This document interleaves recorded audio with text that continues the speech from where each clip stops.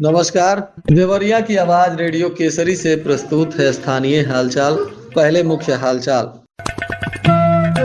सड़क चौड़ीकरण के नाम पर 7,000 पेड़ों को काटा गया। ढूंढने से भी नहीं मिल रहे हैं आयुष्मान के 1.25 लाख लाभार्थी। 187 लोगों से बिजली विभाग ने वसूला 22 लाख। 51,000 मतदाताओं का नाम सूची से कटा। फंड के कारण मेडिकल कॉलेज में ओपीडी का समय बदला। स्थानीय हालचाल के इस अंक के साथ मैं निकेत मिश्र। अब हालचाल विस्तार से।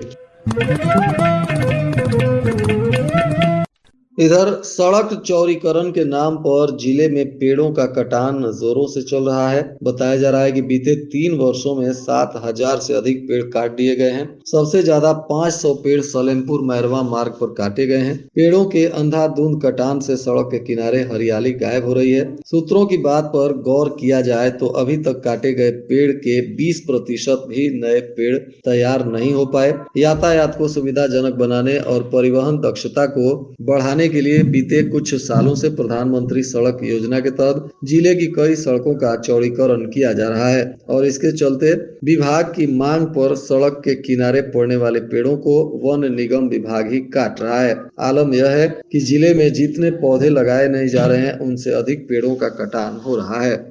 जिले में आयुष्मान के 1.25 लाख लाभार्थी ढूंढने से भी नहीं मिल रहे हैं। आयुष्मान कार्ड बनाने को लेकर दिए गए पते पर लाभार्थी मौजूद ही नहीं है, जिनसे 11 लाख में अभी 3.5 लाख का आयुष्मान कार्ड बना ही नहीं है। आयुष्मान कार्ड बनाने को 29 दिसंबर तक विशेष अभियान चलेगा। 70 वर्षों से अधिक आयु वालों का भी आयुष्मान कार्ड नहीं बना है। स्वास्थ्य विभाग द्वारा पात्रों का आयुष्मान कार्ड बनाया जा रहा है। आयुष्मान कार्ड धारकों का चयनित सरकारी और निजी अस्पतालों में 5 लाख रुपए तक का मुफ्त इलाज होगा, जिसमें 11 लाख लोगों का आयुष्मान कार्ड बनाने का लक्ष्य निर्धारित किया गया है और इसी में 1.25 लाख लाभार्थी अपने पते पर नहीं मिल रहे हैं। बिजली बिल राहत योजना के तहत धीरे धीरे अब लोगों में जागरूकता आ रही है और लोग अपने बकाये बिजली बिल का भुगतान भी कर रहे हैं। योजना शुरू होने के 8वें दिन विद्युत वितरण उपखंड देसई देवरिया के अंतर्गत कुल 102 लोगों ने एक मुश्त समाधान योजना के तहत कुल 12,75,000 रुपए जमा किए, तो वहीं उनको 18.24 लाख का लाभ मिला। इसके साथ ही उपखंड बैतालपुर के अंतर्गत 85 उपभोक्ताओं ने 10.4 लाख रुपए जमा किए, उनको 16.5 लाख रुपए का लाभ मिला। उपखंड अधिकारी शुभम त्रिपाठी ने उपभोक्ताओं से अपील किया है कि अधिक से अधिक संख्या में आएं और इस योजना का लाभ उठाएं।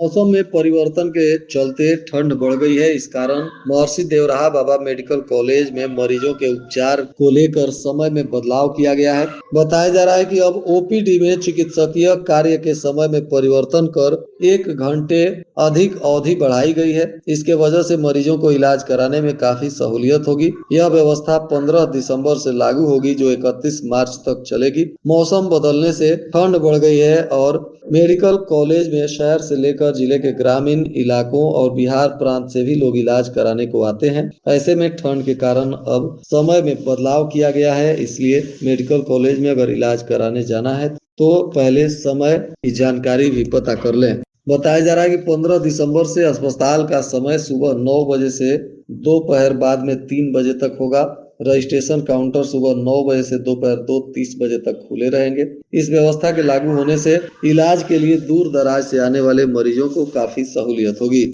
आगामी त्रिस्तरीय पंचायत चुनाव को देखते हुए राज्य निर्वाचन आयोग के निर्देश पर जिले में 3,95,926 डुप्लीकेट मतदाता सूची के सत्यापन का कार्य तेजी से चल रहा है। 8 दिसंबर तक के सत्यापन के आंकड़ों पर अगर गौर करें तो अब तक कुल 3,45,759 मतदाताओं का वोटर वेरिफिकेशन पूर्ण हो चुका है और इसमें 51,745 डुप्लीकेट मतदाता डिलीट कर दिए गए हैं, जिसमें टोटल वैलिड वोटर 2,92,850 पाए गए हैं। इसमें सत्यापन के बाद मतदाता सूची से ब्लॉक वार जिन डुप्लीकेट वोटरों को डिलीट किया गया है उसमें सलेमपुर विकास खंड से 7,167, भटनी से 1,403, रुद्रपुर से 2,259, भलुअनी से 8,041, देसई देवरिया से 1,350 और इसी तरह से सभी अंचलों में मतदाताओं को चिन्हित कर डुप्लीकेट नाम को डिलीट किया गया है।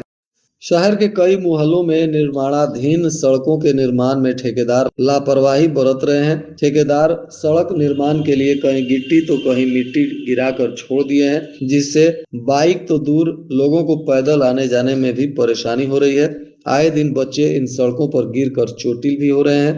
शिकायत मिलने के बाद भी किसी की नजर इस पर नहीं पड़ रही है। शहर के सिंधी मिल कॉलोनी में एयरटेल टावर के निकट वृंदावन मोहल्ले में एक सड़क के निर्माण के लिए ठेकेदार द्वारा पिछले 4 महीने से सड़क पर गिट्टी गिराकर छोड़ दिया गया है।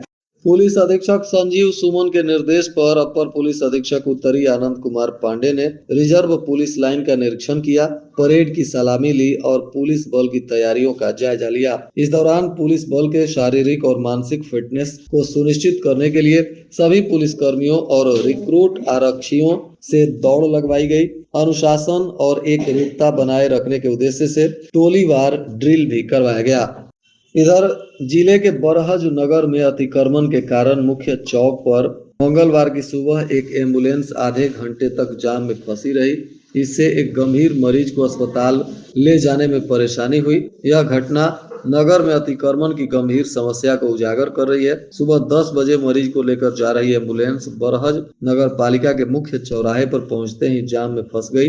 एम्बुलेंस चालक ने बताया कि मरीज की हालत गंभीर थी और उसे ऑक्सीजन लगी हुई थी। चालक के अनुसार आधे घंटे तक एम्बुलेंस हिल भी नहीं पाई और हॉर्न बजाने के बावजूद भी रास्ता नहीं मिला।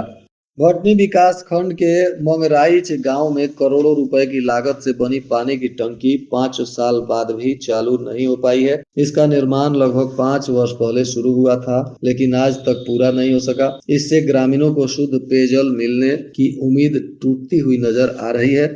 ग्रामीणों का आरोप है कि शुद्ध पेयजल उपलब्ध कराने के लिए सरकार ने करोड़ों रुपए खर्च किए हैं, लेकिन इसके बावजूद भी गांव में पानी की आपूर्ति शुरू नहीं हो पाई है। यह टंकी अब केवल एक शो पीस बनकर ही रह गई है। भलुअनी विकास खंड अंतर्गत नकदह फुलवरिया गांव में बने सामुदायिक शौचालय की स्थिति बेहद दयनीय है। देश भर में स्वच्छता अभियान के तहत सामुदायिक शौचालयों के निर्माण पर जोर दिया जा रहा है, लेकिन इस गांव का शौचालय बदहाली का शिकार है। शौचालय परिसर में गंदगी का अंबार लगा हुआ है।